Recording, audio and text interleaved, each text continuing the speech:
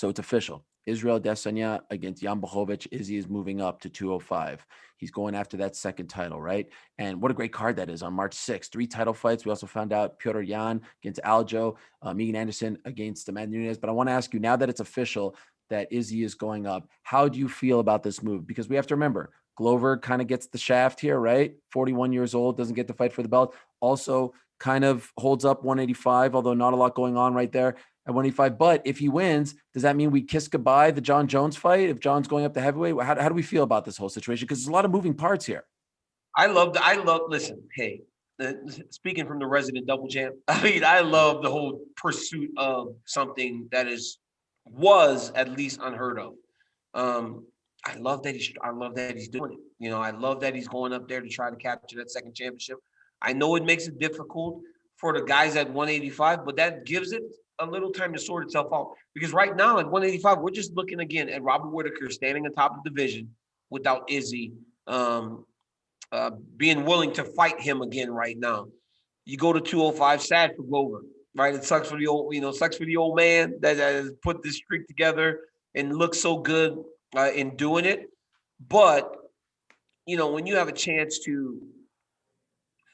It's so hard talking about this, right? Because Jan Blachowicz, who I think has improved tremendously, if you're Glover Teixeira and you're looking at that title, right, and it's not on my waist or Jones's waist, you're going, man, this might be the time, right? This might be the time for me to get this belt. So you feel bad for him in that sense. But when you have a chance at something like this, history, you have to go with it. And I think it's the right move. Tough, though.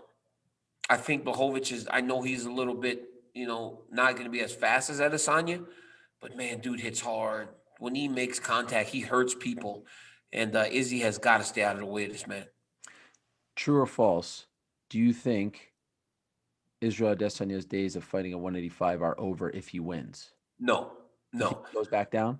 I think he goes back down. Just because he isn't putting on any weight to go to 205. He's just kind of staying the same, right? He's not taking the approach. Jones is taking an approach where he's trying to grow himself out of making 205. You know what I'm saying? He wants to be a full-on heavyweight, whereas Adesanya is going up but not putting on any weight. I don't know what he weighs normally, 215, 220, probably 217 in that range.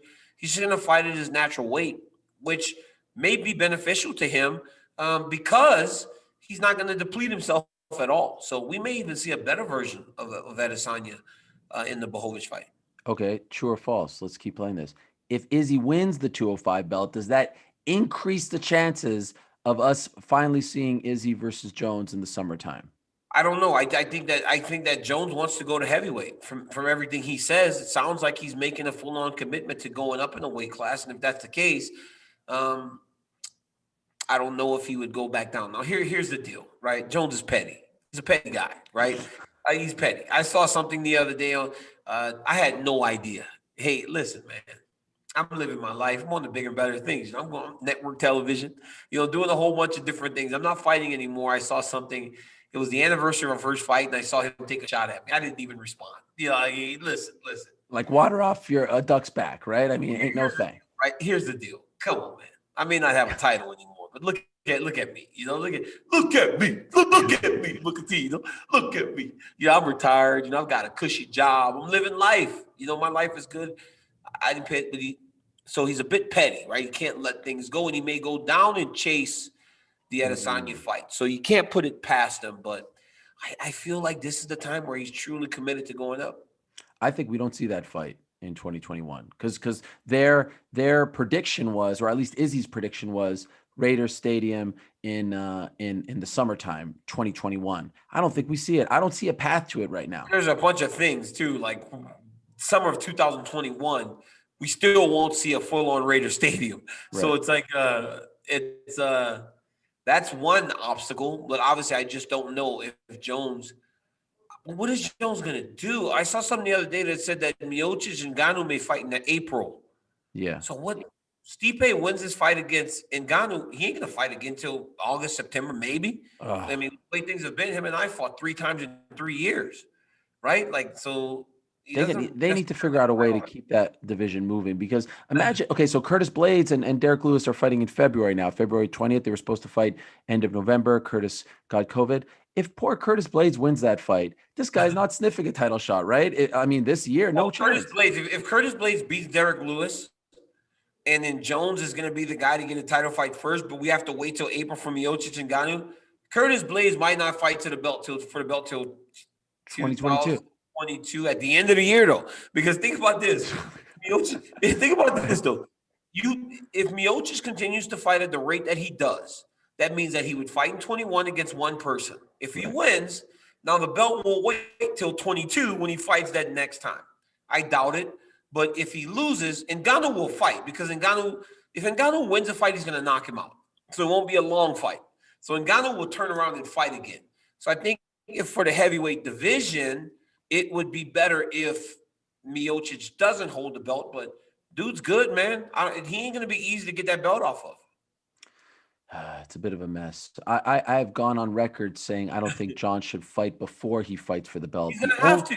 The only option that I would be down for is him versus Israel because that's bigger than any title fight. But I don't see that happening. That's the part that gives me a headache. I said this before, and like you said, man, poor Curtis Blades. This dude's gonna just have to be busy because the reality is he's beaten just about everybody else outside of the champ and Francis Ngannou. He beats everybody else. So what's gonna happen to Curtis? He's gonna sit around just fighting random people? What's he gonna do? I mean, I guess Cyril Gane is on his way up, but then do you put him in there with Curtis Blades as time goes on? Because Curtis is a tough fight for just about anybody. I mean, I guess you could do Cyril Gane and Curtis. I think that this division, it just moves slow. And I was a part of the division and the division moving slow. So I had no complaint to them. So I can't really say nothing now, so it is what it is. Well, one division that will get back rolling is the welterweight division. February 13th, day before Valentine's Day, we'll get Kamaru Usman, the Nigerian Nightmare, going up against Gilbert Burns, the former teammates now going head to head. The first half of 2020 was the first half of Gilbert Burns. I mean, what a great 6 months he had. Was not active at all the back end of 2020. I mean, he was en route to the fighter of the year. Gilbert likes to call himself like the Donald Cerrone, although Donald Cerrone wouldn't squat on a title shot. Neither here nor there, he got his title shot, so kudos to him. No, I'm just saying. I mean, he squatted on the title shot, did he not? I mean, are those not facts? COVID. He got COVID. But there was talks of maybe him fighting Leon Edwards. But he got COVID. So he got COVID. Okay. Listen, he got COVID in July, right? And Usman wasn't scheduled anymore. So why would you go fight somebody else? If I'm Gilbert Burns, I'm doing the same thing. Listen, this is crazy. Well, how's it crazy? No, because it's not. It's going to be almost a year. No, because it's not squatting on a title fight. He fought Gunnar Nelson, right? He fought Gunnar Nelson. Not last year. He fought Damian Maia and Tyron Woodley. All right, so he fought Damian Maia, Tyron Woodley. Usman fought last year who? Just Masvidal. Yeah. So he got COVID. Usman fought Masvidal and won. Usman didn't schedule another fight, so he was free. I'm not scheduling a fight as the guy that's in line if the champion is free. Like, you don't do that. That's not squatting on the title fight. You can't ask a guy who's the number one contender to go fight another number one contender fight when he's already scheduled and was going to fight the fight for the belt. So that's not, take it back. That's not squatting on it. Take it back. Listen, we don't have, I'm not taking it back. We don't have to rehash this, but Leon Edwards deserves it just as much as him, but I'm not rehashing. Absolutely, but just take it back. But that's not, because the guy has earned a title fight and the champion isn't scheduled. So it doesn't make sense for him to go fight again. Because imagine this, right? Say he fought again, right? Say he would have fought Leon Edwards in, say, October, November, right? Yeah. Now he's got to turn around and fight the champ again in February? Because the champ ain't fighting while he's fighting. 4 months. No. What do you mean? You wait for the champion if you're the challenger. Hey, guess why? Because do you remember when I was going to fight my first title fight in September, right? And I came in as a replacement for Gustafsson. Yeah. Jones got hurt. Yeah. You think over the course of that next 6 months, they never said, hey, would you want to take another fight? No, because now I'm the guy. Wait, but did they? I'm waiting for that championship fight. Sure. But the difference in this case was the champ fought in July. He didn't. Because he got, but again, he got COVID. I know. He I would have fought know. if he didn't get the COVID, he would have fought the champion. You understand what I'm saying? Listen, I'm not interested in rehashing this right now. I wanted to ask you about the title fight. I mean, what are you, his PR person here? I mean, I'm allowed to have. No, I'm not his PR person. I'm just saying, like, that was. I just think that one was a little bit unfair. A lot of times, I agree with you. I think that's not squatting because I did the same thing. That doesn't make it right. That just means that. So you're telling me I squatted on the title shot too? Well, yours was different because the champion in that case got hurt. In this case, the challenger had to remove himself from the equation. So it's different. Of course, you're going to wait because the champion didn't fight. But in this case, the champion did fight. And oh, by the way, there wasn't another guy, number one contender, who was as deserving as Leon Edwards. Again, Alexander Gustafsson had the title fight. What are you talking about? Listen, Gustafsson what about Usman Burns? I was the replacement guy. I was the replacement. No, you were not the replacement guy. Get out of here with that. Listen, Jones and Gustafsson was scheduled to fight the rematch in September. Gustafsson got fight. I went in. We all wanted to see you. You were the undefeated Olympian. You had moved down. You're trying to put yourself down. You were the fight. We all wanted to see that fight. Are you kidding? It's the same thing. It was the same thing, bro. What kind of a chance? I mean, clearly we know the answer to this question now. What kind of a chance do you give Gilbert against Kamaru? I think it's a great fight. I think Gilbert Burns is dangerous. I think Gilbert Burns may be the most dangerous guy in the division for Kamaru Usman. This version of Gilbert Burns, I never would have thought that a guy that possesses the grappling ability that he has could improve to the point that he has now. I mean, his cardio is fantastic. His boxing is unbelievable. He's got sick power. And the dude's this game, and he's a brute, man. He's a bully, and he's going to get in anybody's face and take it to him. We all thought going into the Woodley fight, oh, man, he's got to stay out of the way of the right hand. Less than 2 minutes in the fight, dude drops Tyron Woodley, almost puts him out of there. And then when Tyron survives, he just literally beat him up for 24 minutes for the rest of the fight. That dude's dangerous, man.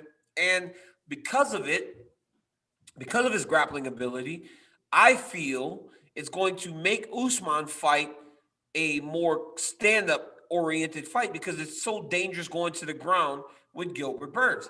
Here's the thing. We've seen Usman in those situations before. Against Moraes, remember Moraes, the guy Shaman Moraes? Mm-hmm. He knocked him out because he didn't want to take him down because of the grappling, right? So he knocked him out in the stand-up. Trying to knock out Gilbert Burns is no easy task. The guy's stand-up is equally as good as anything that he does. Very difficult fight for Usman, and Usman's one of my friends.